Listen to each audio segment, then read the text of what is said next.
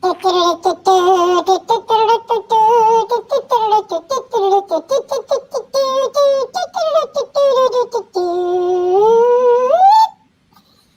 everybody, to Live at the Hive, episode 194, Digital Marketing from the Trenches. I'm Dan Nadelko. And I'm Stacey DeSantis. I'm Sachita Gadekar.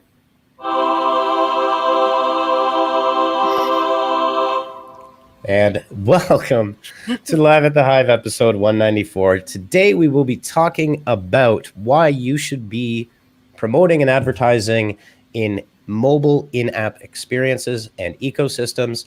We're going to throw some hard stats at you about mobile app usage, which I think would not be a surprise to anybody, given how we all use our phones. And we've got Sachita here today, our head of traffic at Honeypot Marketing. So she's going to give us some great tips and ways to optimize. And really the goal here is getting where your customers are when they're not engaged necessarily, when they would be receptive and engaged. So obviously in-app experiences are engaging. You've obviously got to pick and choose the right app and the right set of apps that will provide opportunity. You've got to do your targeting, but it's a massive opportunity that a lot of businesses are not taking advantage of and maybe didn't even know really existed for their purposes, for their uses. So pretty important topic, given that the world is going mobile. You know, we're seeing 60 to 70% of traffic on all of our sites becoming mobile. And so inside of that, mobile app usage dominates mobile phone usage. Right. Absolutely. Sorry. Okay, let's see what we've got going on here today. Hello, Sophia DeSantis. And if you are new to Live at the Hive, or if you're not new to Live at the Hive, please say hi in the comments, like, subscribe, follow, but definitely drop us comments. We love to hear your questions. If you're a lurker, please don't lurk. Yeah, we want to hear from you. Absolutely. Yeah, and also, I forgot what I was going to say, so it doesn't really matter. All Anyways, good, my friend. We're all good. We're all good. It's the Friday before a long weekend. It is the Friday of a long weekend, so thank you for showing up, and hopefully we will have a few people on this live, given that the majority of the world is on, I think, early vacation, since it's nearing the end, rounding to the end of the day. All right, so as we're getting started here, let's dive right in to what's new. Let's start out with, how about this one? In breaking marketing news, it was all over the place. Google Ads is dropping expanded text ads for responsive search ads in 2022. So did you see this one coming? Yeah, I did. Yeah, and I think it's a good move because responsive search ads have so many benefits over using the text ads. So basically, responsive search ads allow you to add multiple headlines and descriptions, and Google will then optimize or show your ad to the users depending on the search query, which matches a particular headline. So it's, definitely a good move by Google. I think, I did see this coming. Yeah, absolutely. I mean, with the, this is like the machine learning, artificial intelligence. Dun, dun, dun. Yeah, exactly. That you have to, every time I say artificial intelligence, I have to do that. But the machine learning that they have in responsive search ads and the way it can reach through all of the channels is pretty astounding. So not a surprise. My only hope on this one is that,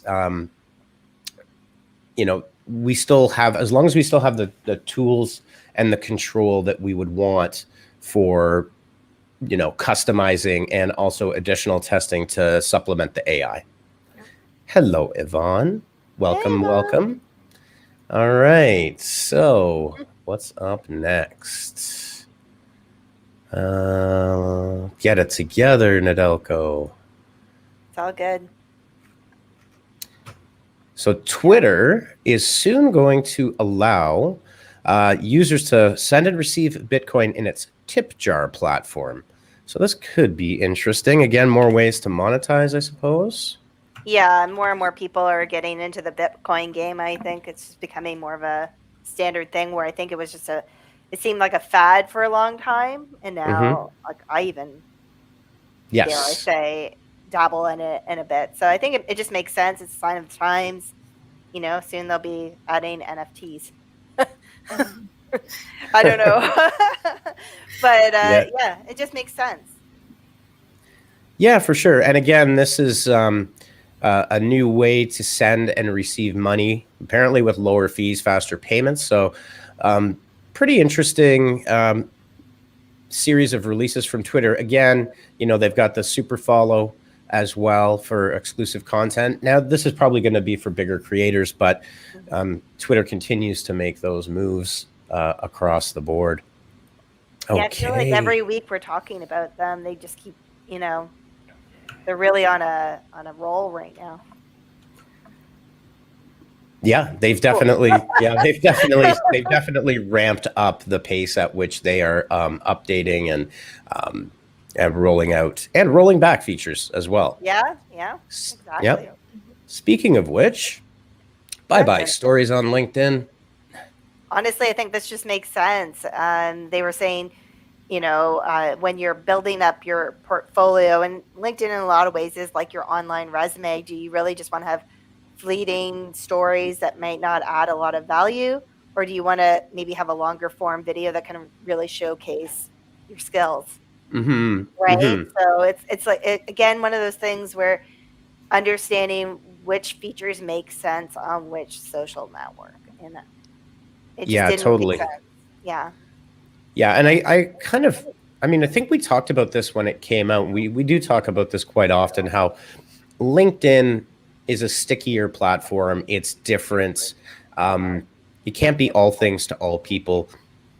And it really didn't feel like it fit. Now video certainly does fit. And you know, I think one of the cooler innovations that they added was the in-profile video that you can add to, so when people click on your profile image, then you can have a short video there introducing yourself.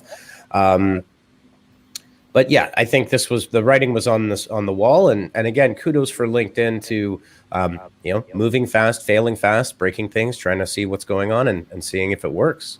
Yeah, like nothing's ever a failure. We're always just testing and learning, and the same goes for LinkedIn. And they gave it a shot, and then they realized, well, actually, it doesn't make sense for us. But I mean, that doesn't mean that everyone should not pay attention to the features that are available to LinkedIn, because if you want to be seen by recruiters, especially, what better way to show off your social skills than really being able to optimize your LinkedIn profile and showcasing the fact that you do kind of know what's going on. So, yeah, absolutely. That. Yeah, absolutely. All right, moving right along to our final what's new. I think this is our final one. This is a great article that Instagram came out with, breaking down how Instagram search works. This is also very, very true of Google, and I'll maybe pull that one up as well. But in this blog post, Adam from Instagram is breaking down how they rank the search results, giving a little bit of background on how you can optimize your profile for their search. You know, the funny thing is, and they, you know, they're laying it out here. Yeah, you know, telling you exactly what to do. I really love this from a content perspective too, because I can't tell you how many like Instagram accounts that you see that are ultra spammy, that are just basically, you know, grabbing imagery or posts from other accounts and then, you know, reposting it onto theirs. And this really talks about how they're going to be almost be policing that and making sure that you're not getting served that kind of content. So I think it's really important for content creators to always understand that you need to be creating original content of your own and not just repurposing content from others. You know, and you know, although he's breaking it down a little bit. Okay. So these are pretty straightforward items, actually, now that I'm really looking at it. Yeah. But he does have a few things in here. If your account's location specific for small business sharing, location and bio, these are good tips, especially I think for people. It would be great if they dug in a little bit deeper into, how the search ranks and what they do, kind of similar in a way. Google's done it with the quality rater guidelines, although those are human guidelines for Google. It does give a lot of insight into how Google works itself as well. Yeah, very true. Maybe they just don't want to give away their cards yet. Don't make me go into, what is it, Kenny Rogers? You gotta What's know when that? to hold them, know when to fold them. Good one. Good job, Stacey. Good job. I mean, I'm done. You got a good crowd reaction from that one. There we go. And lastly, before we dive into this, what I consider to be a somewhat fascinating topic, and I'll explain why. This here for SEO, you'll see here, this is directly from a Google Search Central. There's an SEO starter guide. It's very in-depth. They talk a lot about, they get into really good detail here. Under the advanced SEO, there we go. Again, lots of really great detail on technically and structurally and what page experience means. Wow. So this is all stuff that Google is actually giving out for free. And it's definitely a resource that if you are in this space, you need to be on top of this and understand this portal. What a great piece of information. Like, holy, I mean, I'm even going to dive into that a little later, I think. Some light reading on a Friday night. There you go. Light reading on a Friday night. Awesome. All right. So now we are ready to talk about the wonderful, wonderful world of mobile app ecosystems. So just to start out, I think it's important to understand that when app creators have their app and they release it into a store, quite often what they do is they go join publishing networks. AdMob being one of them, which is Google's platform. There are several others that you can, as an app creator. So I write my mobile app. Maybe it's I wrote Waze, the Maps app, right? Or a free VPN, or an interior calculator, or something like that, like a measuring calculator kind of thing.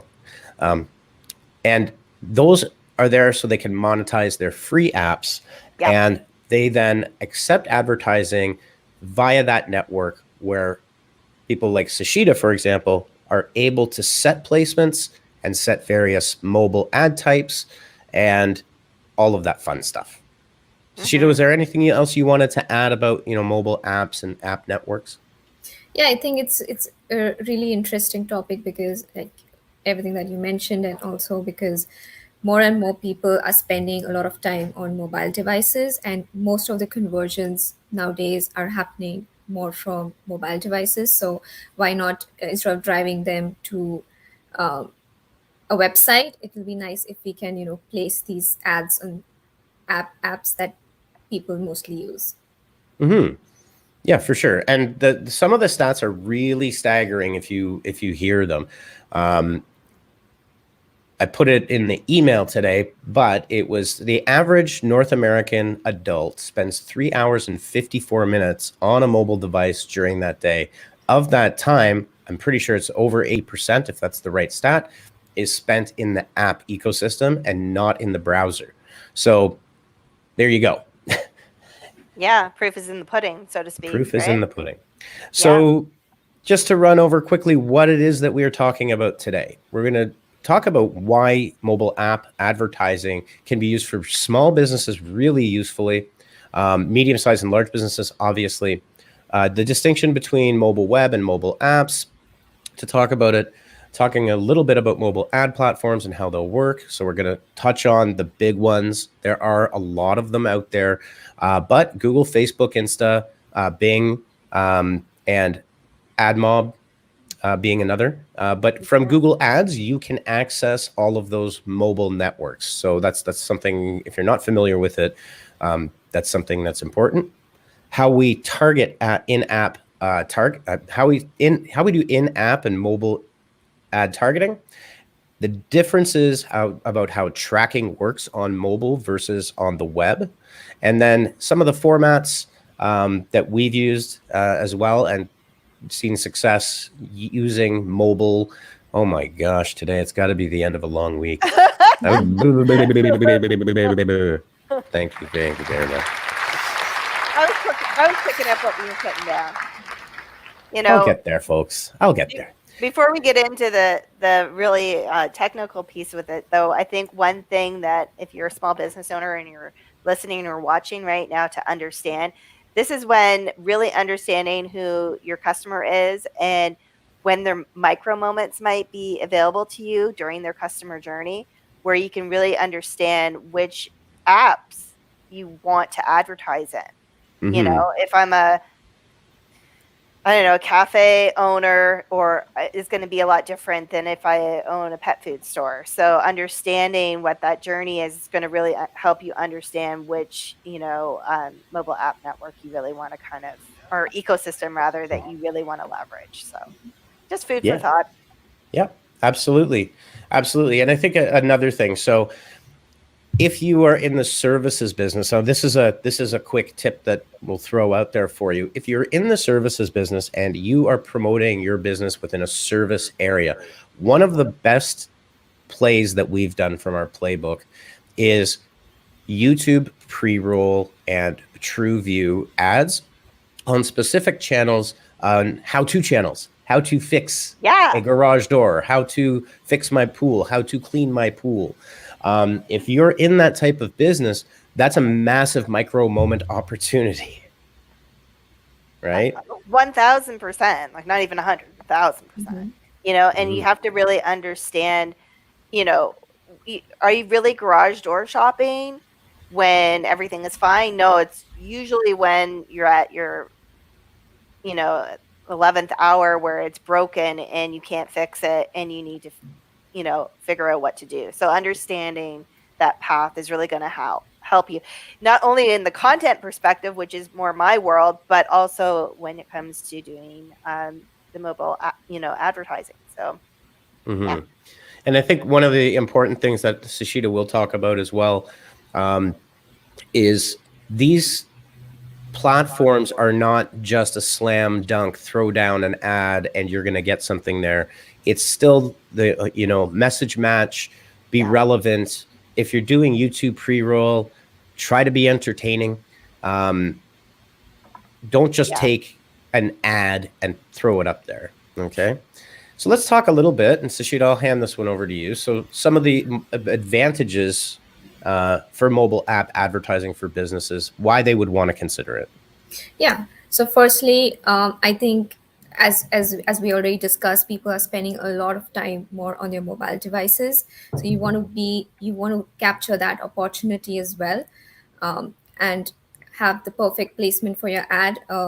Also, it is very important to know your audience, and once you know them, you know where to exactly place these audience on these particular apps. And there are so many different apps right now,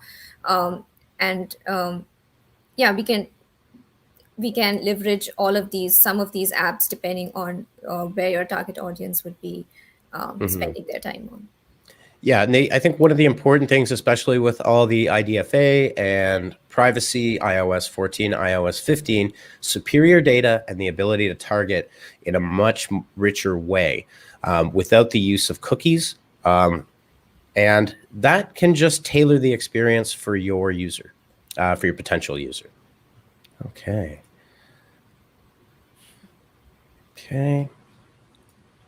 So let's talk a little bit here about the mobile web versus mobile apps.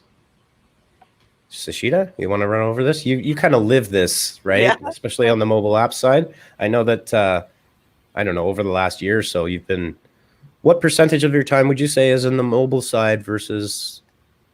Nowadays, I think, 40 to 60. So 40% more on like mobile apps. So, tracking wise, I think, it's very important to understand how to track these different websites and mobile apps to understand, your conversion data. So like website use cookies, mobile apps use what is called a unique device ID, and we can use these specific IDs directly into your advertising platforms to target certain devices and apps. Okay, cool.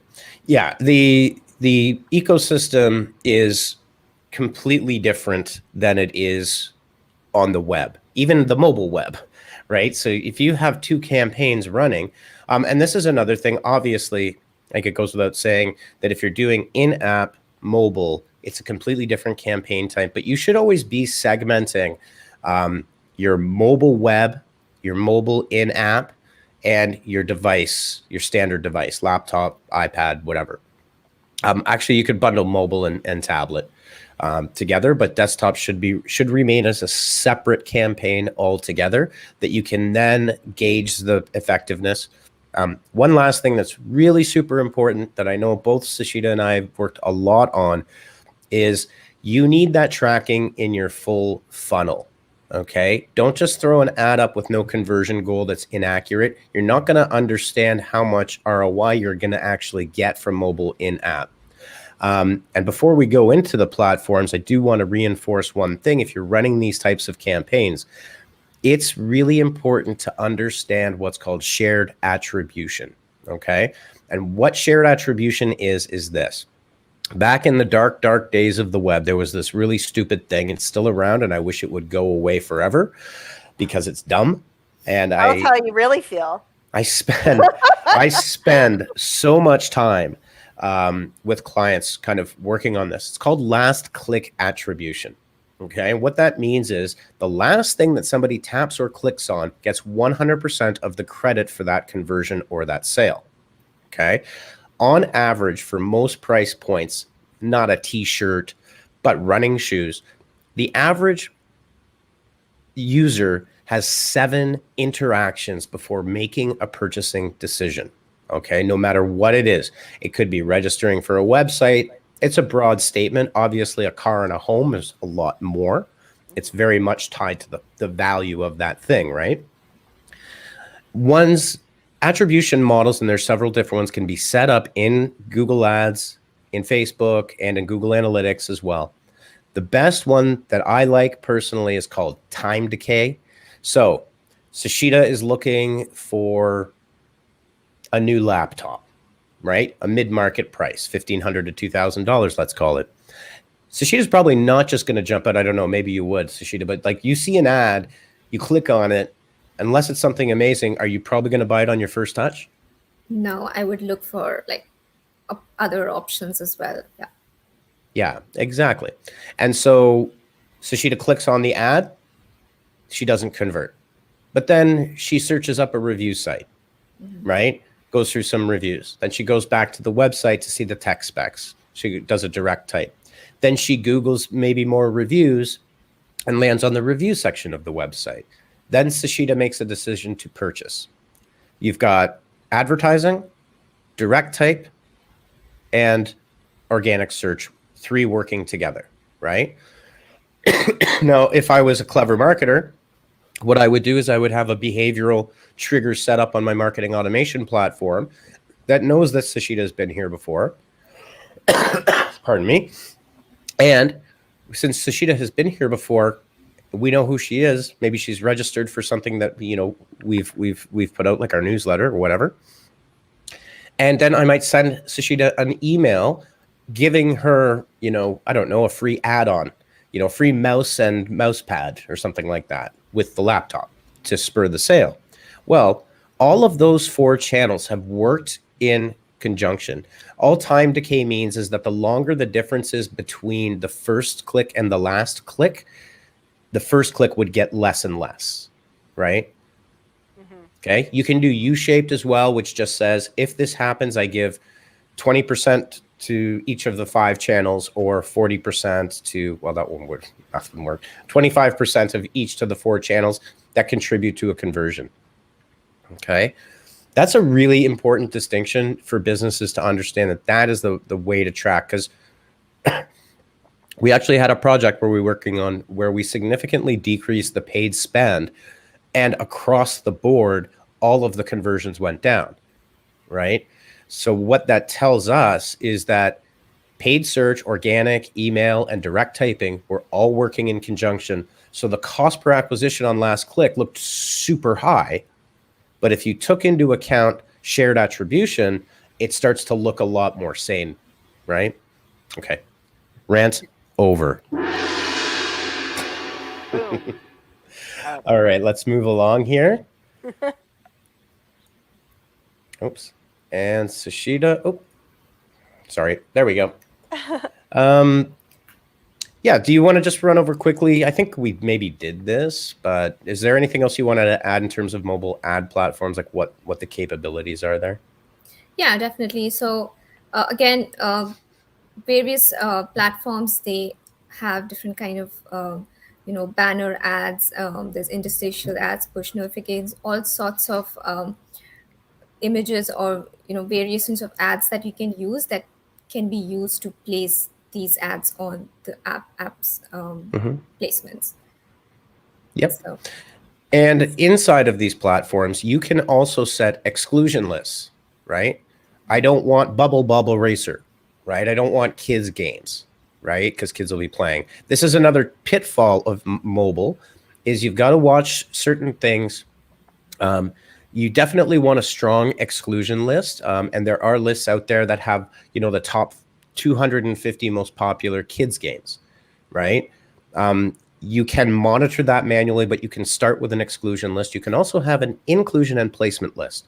So you can say, for example, if you are, I'll use garage doors as an example, just because it's an easy one. So anybody that's in renovating, so renovation channels, automotive channels, DIYers, what kind of apps would those people use? Well, probably a more sophisticated calculator, AR type apps that allow people to look at, furniture in certain placements and certain settings. The House app, not House. I know what you mean. Yeah. No, House. Yeah, that is House. right. Yeah. House. But you can go and do your research and identify the top apps and put priority placement and then add bid adjustments so that you show up on those apps, right? So again, I know we talk a lot and Stacy talks a lot about persona development, but you've got to do something with the persona that you develop, right? And this is the doing of it. And it's a living document, because as you run these campaigns, you're going to learn from them, right? So then you can be like, well, we thought they were really going here, but actually they're really going over here, and you can optimize it accordingly, right? So don't ever look at your persona documents or even your customer journey documents as standalone pieces. They're always going to be evolving. 100%. I don't get a Oh.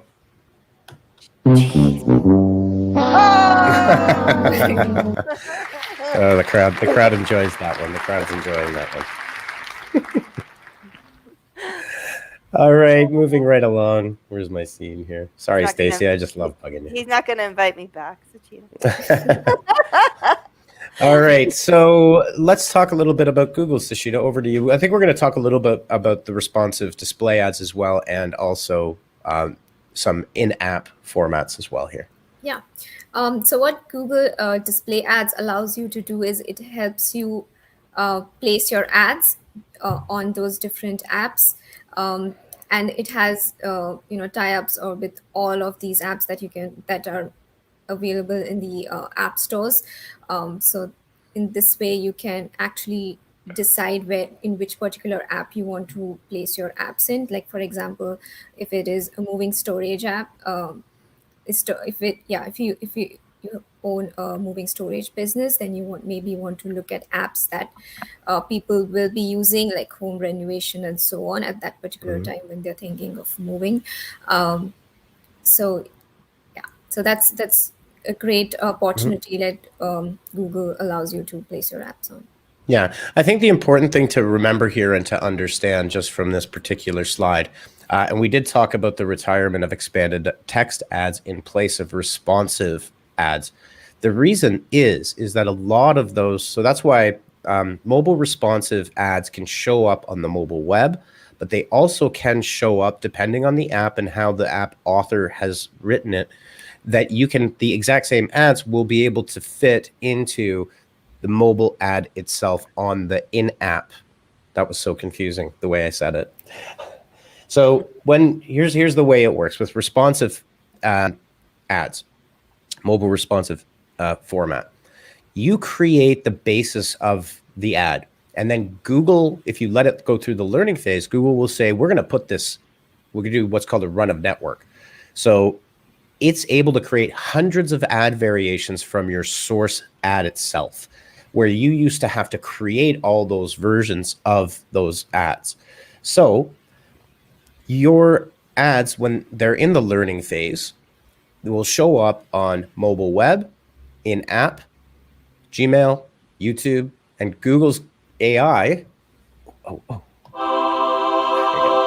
Google's AI will magically figure out the best CTR, the best click-through rate, and the best conversion rate depending on the target of your campaign. Okay.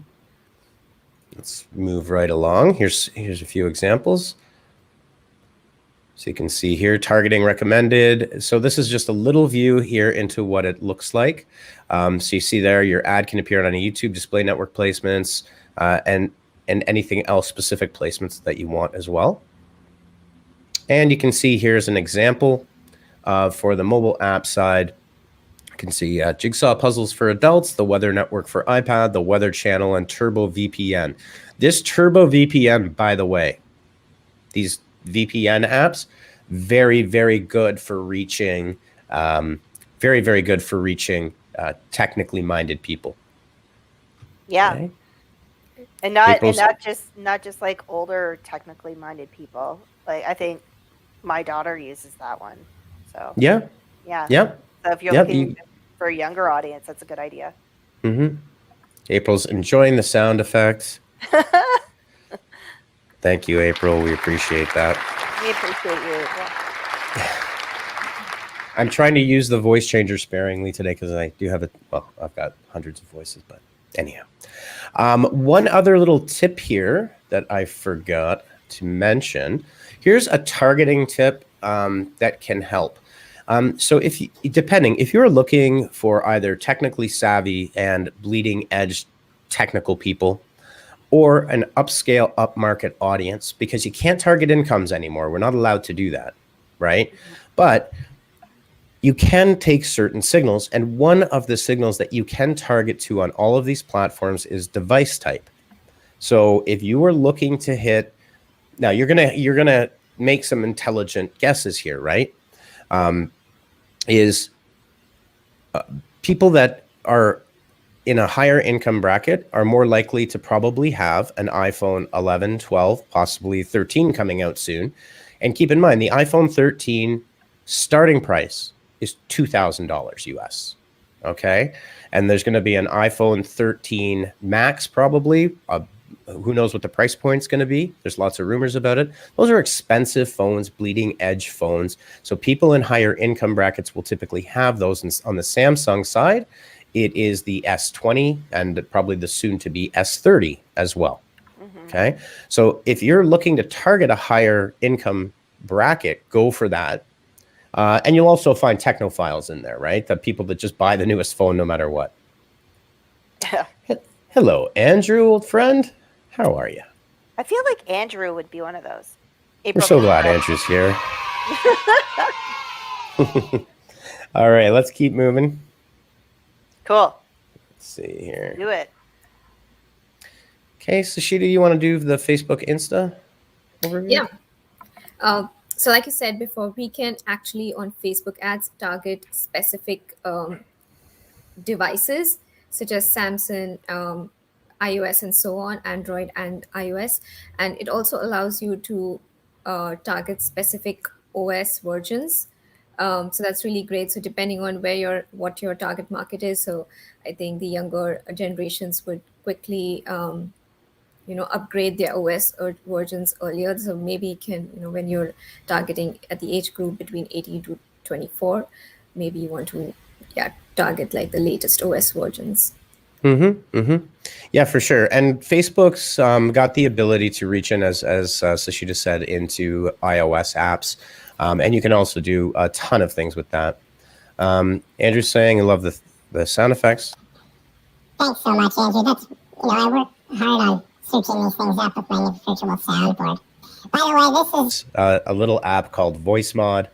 It's typically used for live streamers, so I thought we'd add it just for a bit of fun. I'm getting that.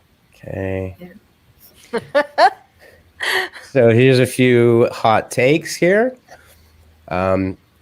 We get this a lot. We say Bing, people laugh. They say there's no activity on Bing, but you got to understand that Bing Ads is more than the Bing search engine. It is all of Microsoft's advertising network, which includes Windows 10, which includes LinkedIn, and they also have a sizable display network. So Bing can be a really good option because, again, I think the things that people are thinking about here are that, and this is an important distinction. A lot of people out there in the world think that Google search ads are the only thing. And to be honest with you, Google search ads are becoming less and less relevant as time goes on in terms of their effectiveness. I think too, like overall, it just makes sense to diversify. You don't want to have all your eggs in one basket, right? And we've seen a lot of success with Bing. Yep. Exactly. And if you don't have a lot of budget for your campaigns, I would definitely recommend Bing because, yes, the cost per click on Bing is much more less than Google Ads for sure. Yeah. All right, let's talk AdMob. Going into the mob. Okay. So AdMob is actually Google's publisher network. So if I authored a game, I actually read a case study on AdMob yesterday about this guy just developed a better free slot machine, right? So people love slots, but he did stuff like nudging. You could shake your phone a bit to affect the outcome. And he's generating over $1,000 USD a day in AdMob ad revenue. So, that's the publisher side. You access AdMob from the Google Ads interface, right? And that's the network that you're reaching into on Google's side of things. April's throwing down some knowledge. Don't rule Bing out in any of your paid strategy. Bing is a great platform. And that's a good term that I like, is it's a platform and it's not a search engine anymore. Like these things have gone way, way, way, way, way beyond all of that because of artificial intelligence and machine learning. Word. Okay. So let's talk a little bit about in-app targeting. Shashita? Yeah, for sure. As discussed before, we want to move more towards our first-party data and not rely on the third-party data as much. And in-app targeting allows you to do, collect first-party data and also advertise to first-party audience. So that's great, depending on like device ID, GPS tracking, and there's so much you can do in terms of tracking because your app, basically, when you're on your app, it captures so much of your user data, like your GPS, your locations, and so on. Everything is getting tracked within that app when you're using it. And like I said, it's cookieless. Yeah, So- and talk about how cool that would be if, I don't know, you were trying to sell something to do with home repair and you geo-targeted in and around your local Lowe's. Yeah. I think there's just so many different ways you can slice and dice this. I think it's just actually just getting in there and, testing what works best, because I think that maybe people don't understand how powerful this actually is. And you could, make sure that you've got your right, age group, people that are looking to do home repairs, targeted around Lowe's. They're already looking to purchase. I couldn't agree more. Very insightful. Okay, let's go. Actually, my rant before was partially intended. I thought we started early and we were moving too fast, and I see it's already 5:01. Boom. Chatty Cathy's this group. Let's skip on over to in-app ad formats and talk a little bit about what your options are there. So again, Sashita, I'll kick the soccer ball back your way. Yeah. So I think interstitial, rewarded, there are different types of ads that formats that you can use depending on where you want to show your ads on or what your product is. So I would definitely, depending if you want to show your actual product and how it works, then I would choose like the pre-roll ads. So that gives you in-depth information about that product. Yeah, and okay, here's a tip for pre-roll, because we've done this several times over the years. In fact, we had such a good pre-roll ad one time. This was one of my favorite cases a few years ago. We created what was effectively a native 30-second video. So it was very little. It really wasn't pushing anything, and we were using it for audience building. We had a 99%, 100% view rate. So 99% of the people watched the entire pre-roll. And what we did was, it was about science and education, and we created a 30-second, basically like a small, what you would do like with a reel or a TikTok, that was just really entertaining, because we wanted to get those people into our audiences so we could remarket the rest of the content for them. And the important thing here is, for your pre-roll videos, don't just use a commercial. Stop it. People aren't watching TV. Okay, you got to hook them within the first 3 seconds, because that's the non-skippable, 4 seconds depending. If you can hook them in that first 3 seconds, so do not have a 4-second, 5-second stinger, right? Yeah. With a spinning logo animation. Just get right into it, just like people do on TikTok. Start with, if you're talking to somebody, another great thing is start the sentence with, "You need to know this now," and then the benefit to the user. Right away, you'll get a hook. So there's a couple of hooks there, a couple of tips there for pre-roll video advertising to be effective. Cool. Okay. Oh, damn it. I missed it. That's okay. And if you missed our episode last week, we talked all about that. So we sure did. We sure did. Okay. We're just like, what is going on here? The one other thing I was going to mention, and I don't think it got in here, and that's okay, is because we're about to wrap it up. Another thing you can do with mobile in-app advertising is playable ads. And what I mean by that is you can develop a small video game. You can develop a mortgage calculator. You could develop all sorts of things. Mm-hmm. And that mobile ad can be very interactive. And if you do a good job, then what will end up happening is you get that full interaction from that user, and potentially, a click through right into your own experience from there. Great advice, yeah. So April is saying a good example are the Dr. Squatch ads. I don't know what that is. Am I aged? Anyone know what Dr. Squatch is? I don't know. I'm not sure. I have no idea, but I trust April's taste. So I think it was Andrew. Oh, that was Andrew that said that. Oh, it was Andrew. Oh, well, we see. All right. Well, you got to give us some context there, Andrew, because I'm not sure what Dr. Squatch is. Oh, they're quick to the point and interesting.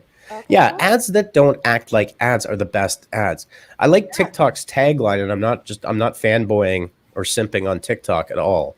But I do like the tagline, "Don't make ads, make TikToks," because it's true. Yeah. Right? Mm-hmm. The best ads are native, period. End of story. Oh. April's saying, Andrew's saying it's manly organic soaps and stuff. Got it. Okay. Groovy. All right, everybody. Well, that wraps it up for this episode of Live at the Hive. And hopefully you've come away from this episode with a bit of a deeper understanding and appreciation for the massive size of the mobile ecosystem. It's only growing. It's not going to get any smaller. Web browsers aren't actually web browsers anymore. They're entire operating systems and platforms. Chrome is an operating system now. So I think getting out of the mindset that, we're doing stuff in a browser we're doing stuff on mobile devices and with mobile applications. Just as an example, a significant number of Google's DAOs or daily active users actually use the Google app. Google has its own app. It's got Google Discover on it, which is kind of the feed that comes up beneath it. Most Android phones, all Pixels have that as the default Google app. Most Samsungs have it as well. Apple will never have that, but that's okay. But, opening your mind into getting your business in front of your customers, fishing where the fish are, going where your customers are going, taking an omni-channel approach, so being several places, taking micro moments into account, and lastly, please fix your attribution model. Don't use last click anymore. I want to do a whole live just ranting about that. Oh boy. I'll trap myself in for that one. And also, just one more time to round out today's episode, artificial intelligence and machine learning. Dun, dun, dun. That has to happen every time. Every time. Okay. All right. Well, it is a long weekend. Happy Labor Day, everybody. I've now completely knocked this out of being an evergreen video, but we can clip that at the end. Enjoy your weekend. Have a safe one. We'll see you back here next week for episode 195. We're getting close to 200. I'm going to have some special effects. Maybe I'll try a confetti thing. I don't know. Play. It's the final countdown. That's a 30-year-old song. I know, but it never gets old. 1990 was 31 years ago. Just think about that. My God. Yeah. I don't want to. I know.